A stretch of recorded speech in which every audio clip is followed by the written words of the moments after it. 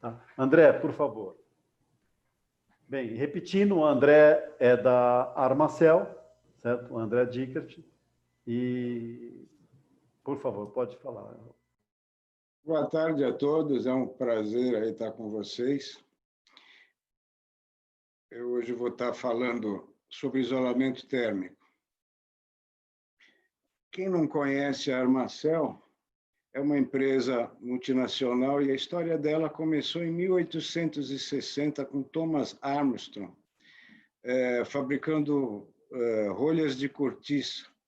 Em 1954, foi desenvolvido o primeiro isolamento flexível em espuma elastomérica, que até hoje leva o nome de Armaflex, ou seja, já está no mercado há 66 anos e é um sinônimo de isolamento térmico em espuma elastomérica.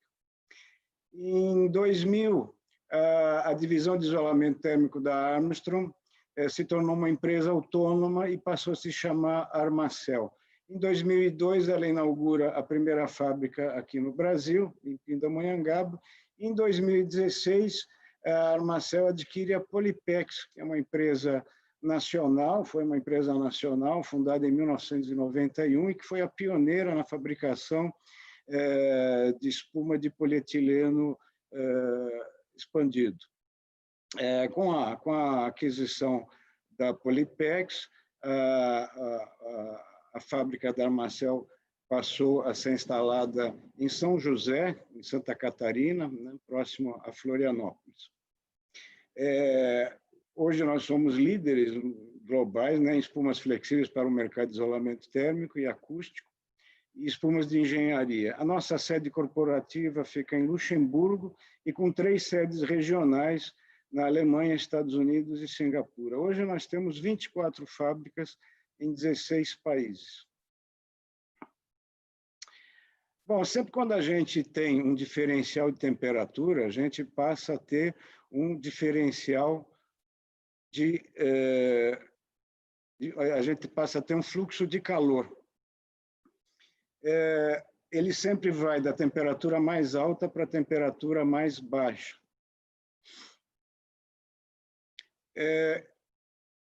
Se o sistema for estático, por exemplo, o que vai acontecer? A tendência é essas temperaturas se equilibrarem, né? Desculpe hoje o meu nervosismo, é que a minha cadelinha, a Fiona, ela está sendo operada nesse exato instante.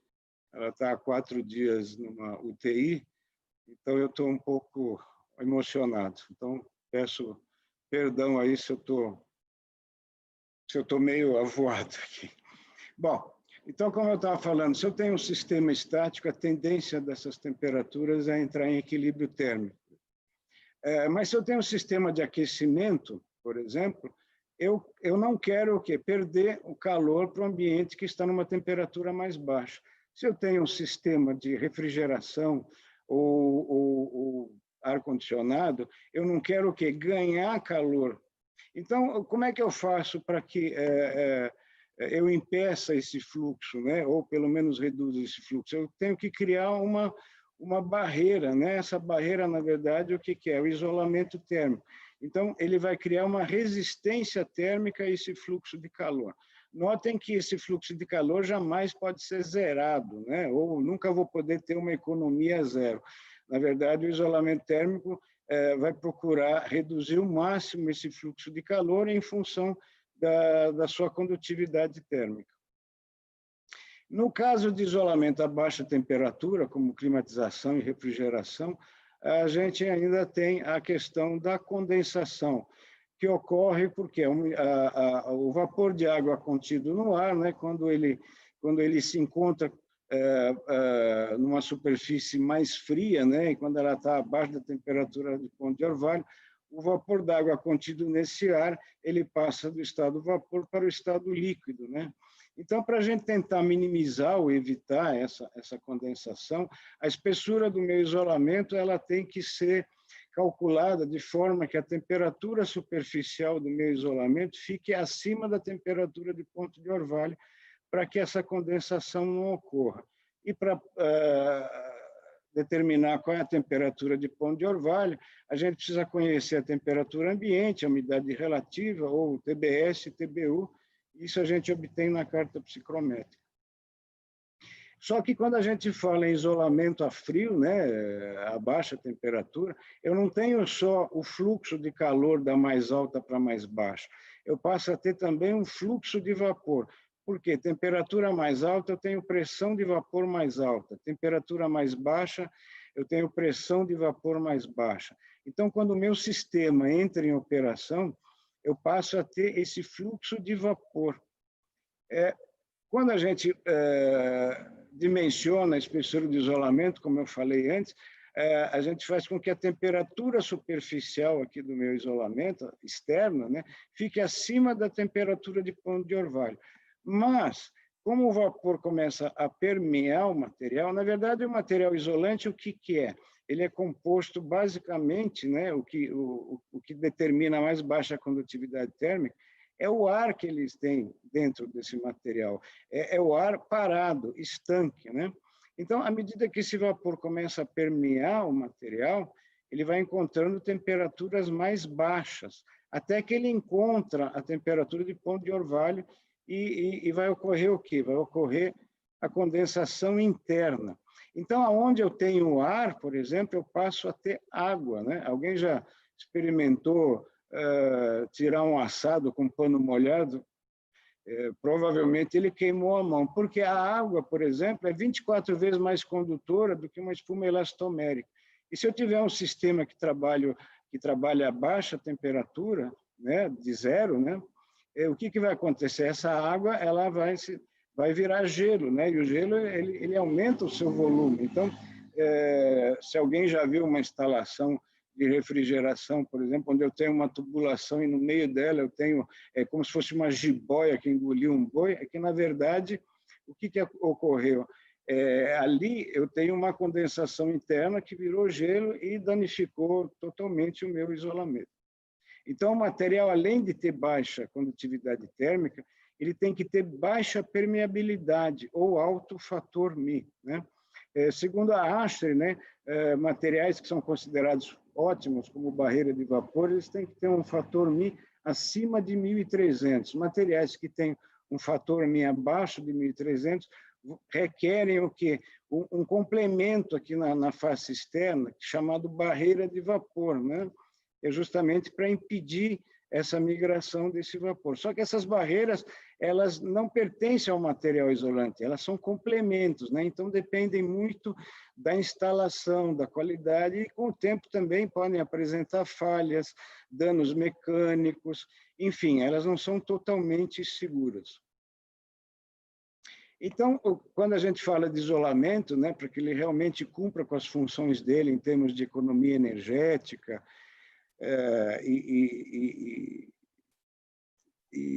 durabilidade, né, performance ao longo do tempo, o que ele precisa ter? Ele precisa ter um baixo coeficiente de condutividade térmica, né? E todo material é considerado isolante térmico quando o valor dele é abaixo de 0,06. E é essa propriedade que vai garantir o quê? Menores espessuras, porque ele vai ter uma resistência térmica maior, então, consequentemente, a economia passa a ser maior e a eficiência dos processos também. Mas, como eu falei, não adianta só ter baixa condutividade térmica, ele precisa ter uma alta resistência à difusão do vapor. Como eu falei, tem que ter um Mi acima de 1.300 para dispensar uma barreira de vapor adicional. E, com isso, ele vai garantir o comportamento estável dessa condutividade aqui ao longo do tempo, né? As perdas ou ganhos de calor vão ser bem menores ao longo do tempo. Então, vai prolongar a vida útil e a eficiência do sistema. E, além disso, né, como ele vai ter uma resistência maior ao fluxo de vapor, ele não vai encharcar tão rapidamente, então ele não vai contribuir tanto para o desenvolvimento de fungos e bactérias e também não vai colaborar com a corrosão sobre o isolamento. Bom, em função do tempo, eu não vou falar muito sobre os produtos nossos, que são diversos, mas, basicamente, a Armacel fabrica mantas e tubos em espuma elastomérica, né, que trabalham na faixa de 50 a 110, né, para isolamento de tubulações, equipamentos, tanques. Né? Todos eles têm baixa condutividade térmica e alto fator Mi. Né? Nós temos também mantas para isolamento de dutos, né, todos com as mesmas propriedades, né, não requerem qualquer tipo de barreira de vapor. Com a aquisição da Polipex, hoje nós temos toda a linha também em polietileno, então nós temos os tubos standard, né, que é para as instalações internas. Internas porque o polietileno ele é um polímero e ele é suscetível à radiação ultravioleta. Então, esse tipo de material não pode ser instalado externamente. Mas, quando a instalação requer uma localização externa, nós temos o Polipex Plus UV, que ele tem uma capa, que tem um aditivo que dá essa proteção contra a radiação UV. Então, ele pode ser instalado tanto em instalações internas como externas. Né? E no caso de sistemas de split invert, né, no sistema reverso, as temperaturas de um polietileno normal, né, que é até 90 graus, ele chega a fundir em torno de 105, 110 graus. Então, ele não seria adequado para esse tipo de sistemas. Mas nós desenvolvemos um polietileno para alta temperatura, chamado Polipex Invert, que suporta até 120 graus, e ele é indicado justamente para esse tipo de aplicação. E tal qual o Plus, ele também tem uma capa aqui, uma camada de proteção contra a radiação UV, então ele pode ser instalado tanto em instalações internas como externas. Nós temos também a manta Poliduct para isolamento de dutos, né, com baixa condutividade térmica, alto fator Mi, né, ao contrário de alguns outros produtos muito utilizados em dutos, né, que requerem barreira de vapor. Esses materiais não precisam de barreira de vapor. Existem também diversos produtos para uma instalação eficiente, né? Seriam adesivos, aplicadores, enfim, tem todos aqueles para dar realmente uma eficiência na instalação. Evidentemente que os materiais da Armacel, eles estão inseridos nesse conceito de sustentabilidade, também não agridem o meio ambiente, tanto na sua produção, utilização e descarte, porque economizam energia, aumentam a eficiência dos processos, reduzem as emissões de CO2 em sistemas de aquecimento e previnem e reduzem, como eu falei, né, tanto a condensação superficial, mas principalmente a interna. Né? E quando a gente fala em sustentabilidade, eu penso numa corrente, né, onde cada elo é um componente, é um equipamento, é um acessório. Né? Então, para que haja realmente essa sustentabilidade, é necessário que todos esses elos estejam homogêneos, dentro da mesma resistência. Mas o que adianta falar em eficiência de isolamento térmico, né? Ter um material isolante de baixa condutividade, com alto fator Mi, um selecionamento correto na espessura, se a gente tem um elo muito frágil nessa cadeia, um elo lá no final, que é justamente a aplicação. E hoje, o que a gente vê nas instalações? Então, o que adianta eu ter um material que não requer barreira de vapor se os pontos mais frágeis, que são as juntas, ficam completamente abertos, né? Ou então são escondidos, vamos dizer, com fitas, né? Mas, na verdade, as juntas estão completamente abertas. Mesmo que eu use uma fita isolante térmica, como a nossa cinta de 3 milímetros, se eu colocar só a cinta nessa junta aqui, a espessura nesse ponto do meu isolamento não vai ser a espessura do isolamento original, por exemplo, 10 milímetros. Eu vou ter o quê? 3 milímetros, que é a espessura da minha cinta. Tem muitos que também usam o enforca-elefante aqui. Na verdade, eu faço um comparativo com um colete à prova de bala. Imagina eu entrar num tiroteio com o colete aberto. É mais ou menos o que acontece aqui. E também não adianta fechar ele com um zíper de pano, né? Se eu levar um tiro aqui, eu vou morrer. Então, na verdade, esse tipo de instalação está completamente errada e falida, né?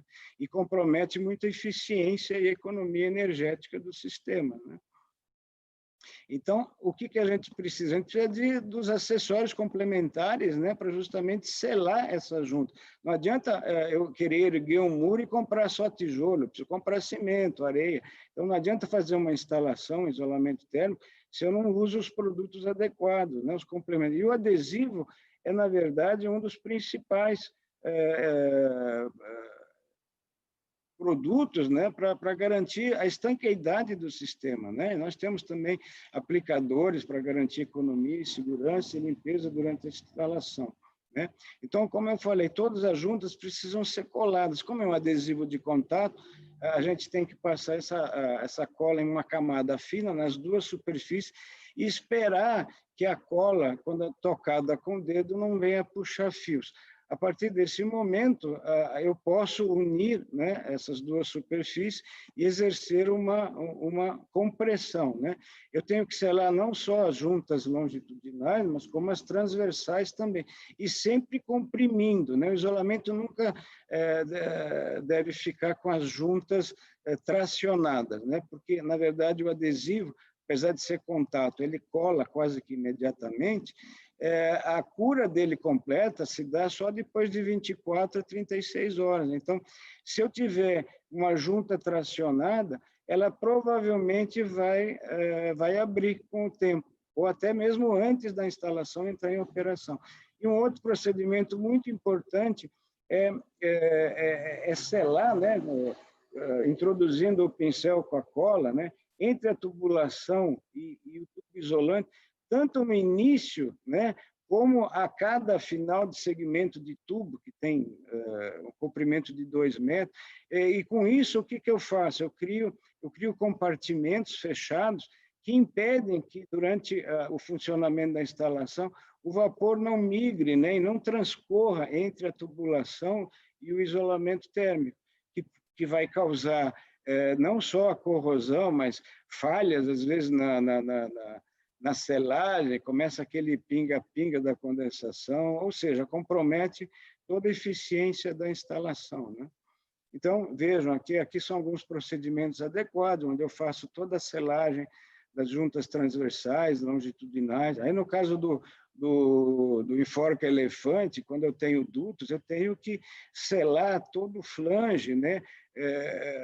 Em cada face dele, não simplesmente colocar uma manta aqui e amarrar com um enforca elefante. Até porque o vapor ele permeia o material também, né? Imagina só com uma fita aqui, ele vai permear por aqui também. Então, tudo tem que ser bem coladinho, bem seladinho, né? Por exemplo, se eu tiro uma roupa úmida de uma máquina de lavar e jogo no canto, o que vai acontecer? E se eu jogar um plástico aí por cima, né? O que vai acontecer? Com certeza vai ficar úmida, não vai secar nunca, né? Até porque esse tipo de procedimento é totalmente incorreto. E quando eu tenho diferencial de temperatura, como ocorre com sistemas splits, né? O que vai acontecer fazendo esse procedimento aqui?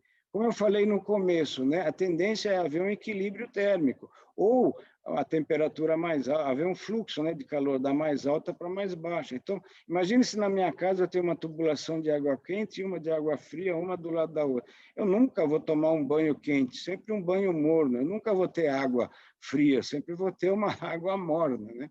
Então, e não só isso, né? O pessoal, às vezes, costuma colocar o cabeamento aqui, tem um espaço, né? Ah, mas sobrou mais um espaço aqui, então puxa uma extensão aqui, que na varanda eu não tenho e tal. Então, eles fazem eles fazem um ninho aqui que, né? O que acontece com isso?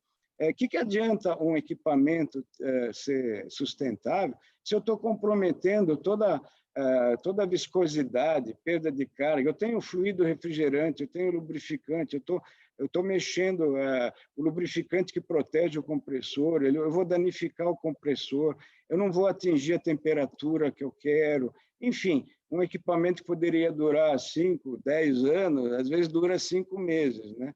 Em função de uma economia muito besta, né? Então, aquela roupa que eu pego molhada lá no canto, o que eu tenho que fazer? Eu tiro da máquina de lavar, eu tenho que pendurar, colocá-la em cima de um varal, né?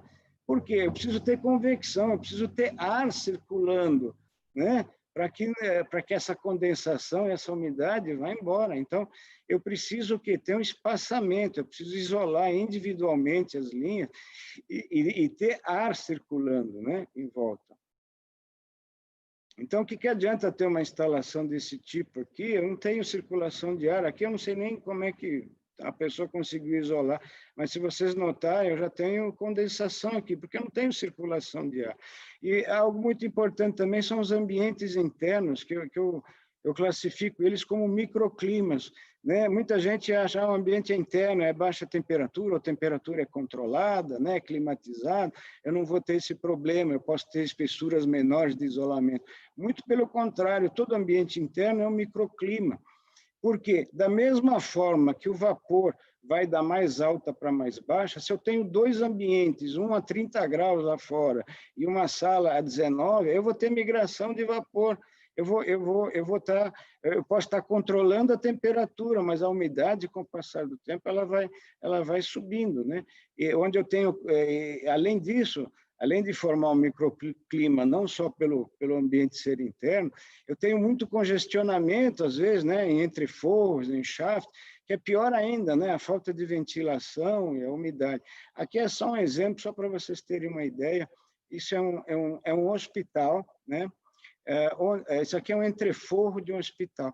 Na sala abaixo desse entreforro, ela tinha uma temperatura controlada a 20 graus, só que nós medimos a umidade relativa, estava em 84%. A faixa de umidade relativa de um hospital é de 40 a 60. Por quê? Fora dessa faixa, a umidade ou a baixa umidade, ela contribui para a proliferação de bactérias e vírus, né? Espero que no hospitalzinho da Fiona eles tenham esse controle, né?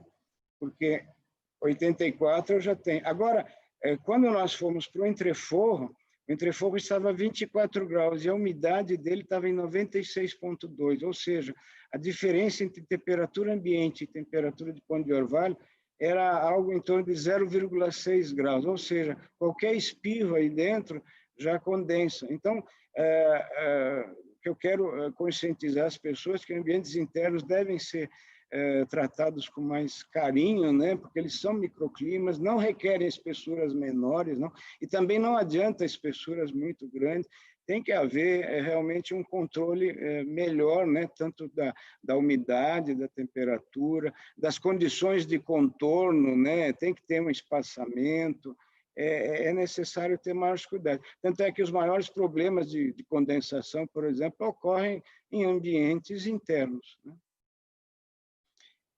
Outro procedimento errado é o pessoal puxar, né, em vez de empurrar, e querer fazer curvas de 90 graus sem cortar o tubo, né?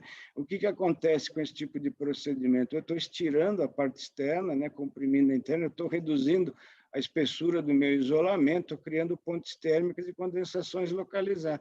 Aqui, por exemplo, né, o pessoal fez uma curva de 90 graus puxando o material.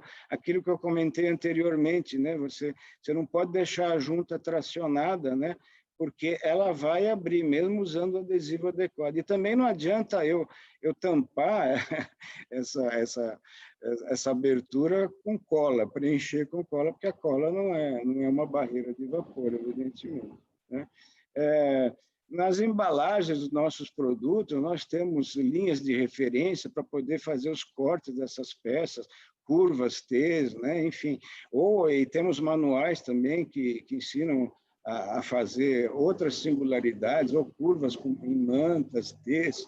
Enfim, nós temos todas as ferramentas para que vocês possam fazer uma aplicação correta. Tem, inclusive, peças prontas, né? Os fittings, né? Que isso facilita, né? A instalação, né? Menos perdas, né? Contribui para a integridade do sistema. Enfim, é muito melhor trabalhar dessa forma, né? Se eu quiser deslizar um tubo, uma curva de 90 graus, eu até posso, mas desde que ela seja de um raio longo, um diâmetro pequeno de no máximo 40 milímetros e uma espessura no máximo de 19 milímetros, né? Em outras situações, eu tenho que seguir aqueles procedimentos que eu falei, eu tenho que fazer um corte em gomos, né? Ou em manta, se as tubulações forem de grandes diâmetros, onde eu não tenho os tubos pré-formados, né? Um outro grande gargalo das instalações são justamente os pontos de apoio e sustentação, né? O que acontece? Muita gente amarra, né? Ou coloca um tubo de PVC, ou então usa suportes, né? Que são adequados para tubulações que não requerem isolamento térmico, né? Mas o que acontece? O isolamento térmico ele tem uma resistência mecânica baixa, né? No caso da espuma elastomérica, ela é flexível. Então, o que vai acontecer? Vai haver uma compressão entre a tubulação, né, e o suporte, ou o PVC. Então, isso cria pontes térmicas e condensações localizadas, né? Existem muitos suportes que são apoiados diretamente na tubulação, né? Existem cambotas de madeira, de plástico, né?